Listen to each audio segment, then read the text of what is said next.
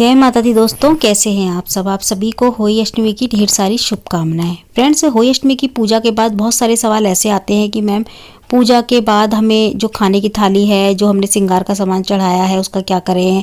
पूजा में जो भी हमने सामग्री चढ़ाई है, फूल वगैरह जो भी प्रसाद चढ़ाया है उसका क्या करें, हम जो भगवान को चढ़ाया है उसका क्या करें।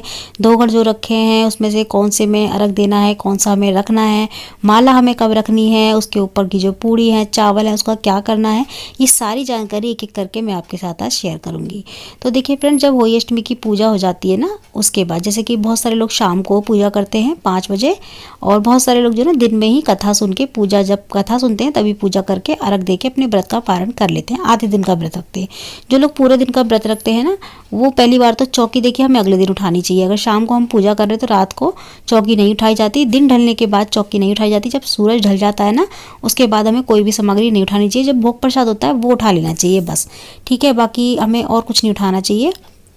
तो देखिए पूजा के बाद, ये पूजा के बाद जो हमने सामान चढ़ाया होता है ना, जैसे कि श्रृंगार का सामान, कपड़ा, साड़ी, ब्लाउज पीस, जो भी आपने चढ़ाया है माता को, वो और खाने की थाली जो हमने भोग में चढ़ाई होती है माता रानी को, जो भी आपने चढ़ाया, जो भी बनाया, सिंगाड़े, पूड़ी, हलवा, गुलगुले जो भी हैं, उनको हमें ना कुछ दक्षिणा रख के अपनी सासू माँ को दे दिया करते हैं। सासू माँ को दे देंगे, अगर घर में सासू माँ है तो उनको दे देंगे।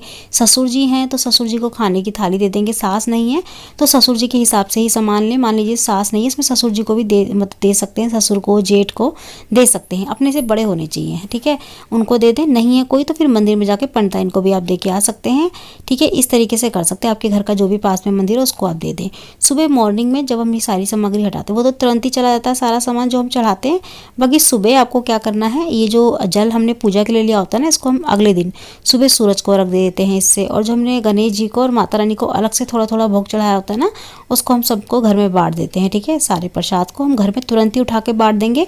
पूजा के थोड़ी देर बाद ही उठा देते हैं, इसको अगले दिन नहीं उठा सकते, ठीक है। इसको क्योंकि खाने पीने की चीज़ें जो होती है ना चौकी पर, उसको नहीं छोड़ा जाता। रात को कोई कीड़ा वगैरह आके मुंह मार दे तो वो बेकार हो जाता है। तो इसलिए इसको थोड़ी देर बाद उठा के सभी में बांट दें।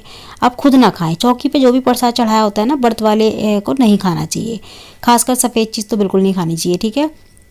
इसके बाद जैसे कि मैंने बताया, जल जो पूजा का लिया है उसको अगले दिन सूरज को रख देना है। और जो हमने 2 घड़ लिए हैं, 2 घड़ में से देखिए एक जो घड़ा होता है ना, उससे तो हम तारों को रख देते हैं।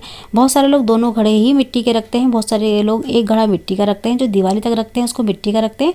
और जिससे अर्घ देते हैं ना, वो पीतल का, तांबे का ऐसे रख लेते हैं। तो आप इस तरीके से रख सकते हैं। दोनों मिट्टी के नहीं रखना चाहते तो एक पीतल का या तांबे का रख लें अर्घ देने के लिए।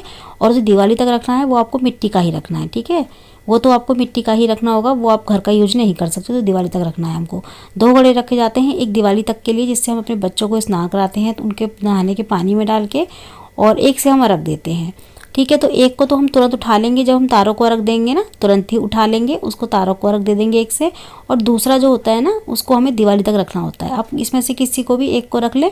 और दिवाली वाले दिन, जब दिवाली होती है ना, जिस दिन हम पूजा वगैरह करते हैं सुबह अपनी देवी देवताओं की, अपने कुल देवी वगैरह की, उस दिन जब बच्चे नहाते हैं तो उस दिन अब उनके जल में ना ये थोड़ा थोड़ा पानी डाल दिया जाता है। अगर 2 बच्चे हैं तो दोनों के में डालें, एक है तो एक के में डाल दें, ठीक है। और आपको ध्यान रखना है, जब भी आप इसको भरें ना, इसको 24 घंटे पहले भिगो के रख दें। क्योंकि अगर भिगो के नहीं रखा ना आपने, तो ये दिवाली तक बिल्कुल पानी सूख जाएगा, इसमें एक बूंद भी नहीं बचेगा। तो आप इसको 24 घंटे के लिए भिगो के रख दें। 24 घंटे में जितना पानी इसको सोखना होगा सोख लेगा।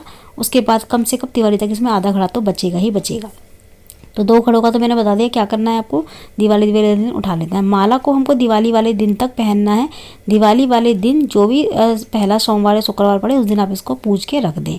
माला को तो हमें दिवाली के बाद, मतलब पूज के जो भी दिन अच्छा हो उस दिन रख दें, या फिर ध्वज वाले दिन आप जो है ना इसको रख सकते हैं। मिनस के दोबारा से पूज के रख सकते हैं।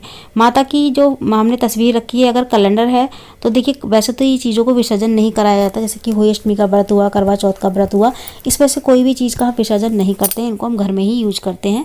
कैलेंडर है तो देखिए कैलेंडर तो फट जाता है तो उसका तो हमें विसर्जन करना पड़ेगा। और जो अगर आपके पास तस्वीर है तो अच्छी बात है, तस्वीर को तो हम दोबारा यूज कर सकते हैं। तो थोड़ी जल की छींटे देके उसको रख दें। चुन्नी वगैरह आप गौरी माता वगैरह को उड़ा सकते हैं। कलावे वगैरह आप पेड़ पौधों में बांध सकते हैं, ठीक है। और इसके बाद जो भी फूल वगैरह हमने लिए हैं पूजा में, उसको हम अपने घर के कोई गमले हों, खाली गमले पड़े हों तो उनमें डाल दें। नहीं तो किसी और पौधे में आप डाल सकते हैं, उसमें तो गेंदे के फूल नए उग जाएंगे। इस तरीके से हमें करना है। बाकी सभी चीज़ें मैंने आपको लगभग बता ही दी हैं कि सभी सामग्री का हमें क्या करना है। माला का भी बता दिया मैंने। और जो घड़े के ऊपर जो पूड़ियाँ रखी होती है ना, वो हमें अपने बच्चों को प्रसाद के तौर पे खिला देनी है, बच्चों को खिलानी है। ठीक है, प्रसाद है माता का तो बच्चों को ही खिलाए। तो इसी तरीके से किया जाता है सारी सामग्री का। तो आज की वीडियो में इतना ही। जय माता दी।